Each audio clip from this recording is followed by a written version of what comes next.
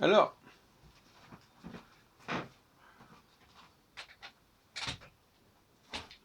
je voudrais revenir évidemment sur la question du Aleph et du Shin, qui est une question bien complexe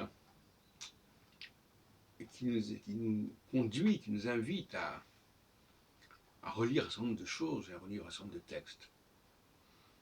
Donc, on notera par exemple que le Aleph, c'est le Amen.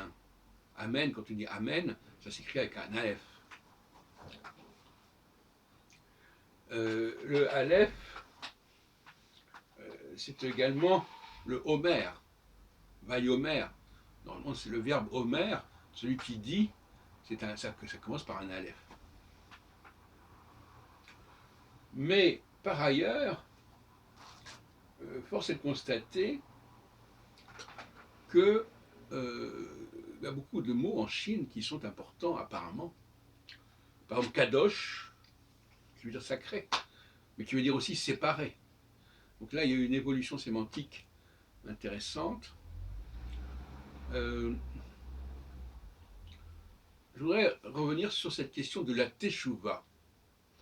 La teshuva, c'est la réponse, comme d'ailleurs la she'ela et la question. Et celui qui fait teshuva en hébreu, c'est celui qui demande pardon d'une certaine manière. Donc d'un côté, il y a le Homer, celui qui dit, Vayomer Elohim, Dieu créa le monde, on dit entend de façon du Vayomer, et Dieu dit, même si le Aleph ne figure pas dans la forme passé, futur, conversible, mais enfin, le verbe est bien en Aleph. Et puis, il y a celui en face qui pose des questions, Sheila, et qui veut des réponses, Tshuva. Et ça, c'est le serviteur qui est comme ça. Le serviteur, par rapport au maître, il pose des questions, il attend des réponses. Alors,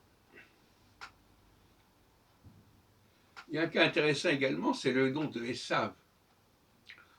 Esav, il y a un Shin dans Esav. Mais Esav va changer de nom pour prendre le nom de Edom et Adam. La notion de Shin, on la retrouve aussi étrangement, et ça nous invite à réfléchir, dans le nom même de Neshama, l'âme, Nefesh, respiration. Respirer, c'est l'inchom en hébreu. Et on peut se poser des questions. Il y a toute une exégèse, toute une herméneutique à développer par rapport à ça.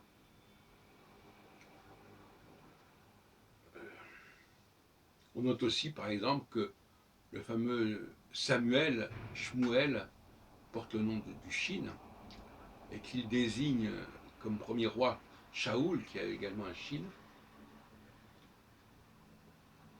Alors, que faut-il en penser? On retrouve également dans Ishmaël le Shin.